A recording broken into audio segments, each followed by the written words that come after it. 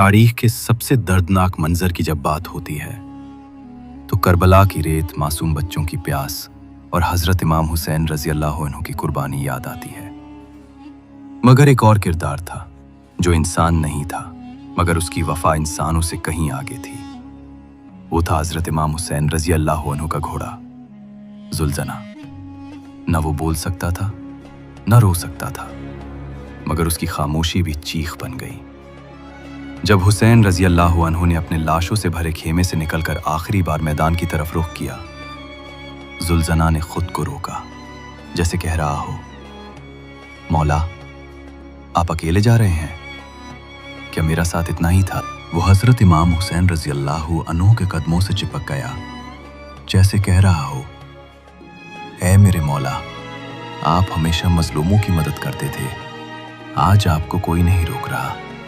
आपके बच्चे प्यासी हैं, ज़ैनब बहन परेशान है और आप अकेले मौत की तरफ जा रहे हैं।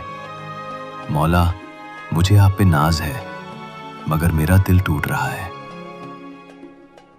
हुसैन रजी अल्लाह अन्हु ने उसके कान में कुछ पढ़ा और जुल्जना ने सर झुका दिया, जैसे एक सिपाही अपने सरदार का हुक्म मान रहा हो। फिर वो धीरे धीरे करबला की तपती रेतों की तरफ बढ़ा। हर कदम पे जमीन कांप रही थी और आसमान सन्न था। करबला की तपती दोपहर, एक तरफ लाशों से भरा मैदान, दूसरी तरफ खामोश खेमे, हर आंख अश्कों से भरी थी। ज़ैनब रज़ी अल्लाह अन्हा का दिल कांप रहा था। सकीना रोते हुए तंबू से बाहर देख रही थी कि मेरे बाबा कहाँ जा रहे हैं। हजरत इमाम हुसैन रज़ी अल्लाह अन्हु जुल्जना पे सवार हुए।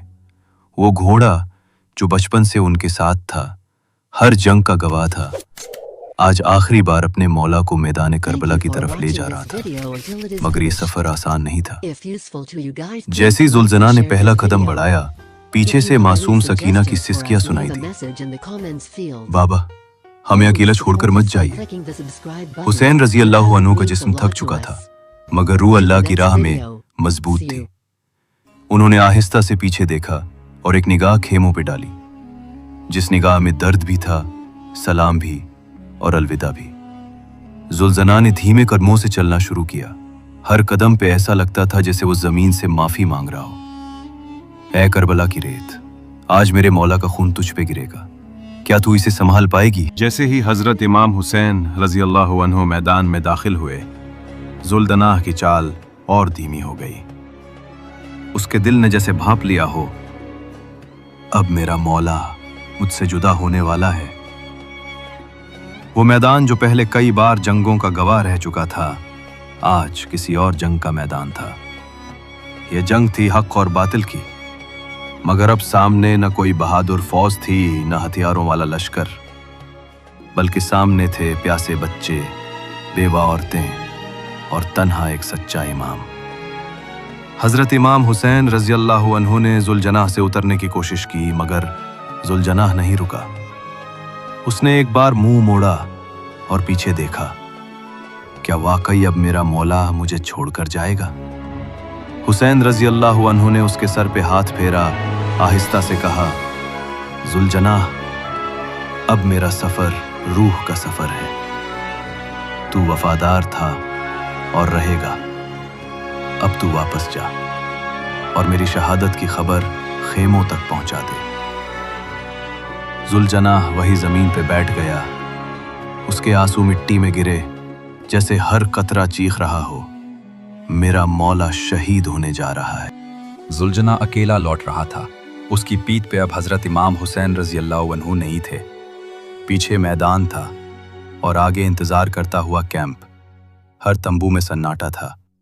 ज़ैनब रजी अल्लाह अन्हा बार बार तीरों की आवाज सुनती और छाती पीटती। सकीना खेमे के किनारे बैठी थी। उसने दूर से आते हुए जुल्जना को देखा, मगर आज उसका रंग बदला हुआ था। उसकी आंखों से आंसू बह रहे थे, पीठ पे खून था और सबसे बड़ा सदमा, उसकी जीन खाली थी। ज़ैनब रजी अल्लाह अन्हा दौड़कर बाहर निकली। जुल्जना, मेरा भाई कहाँ है?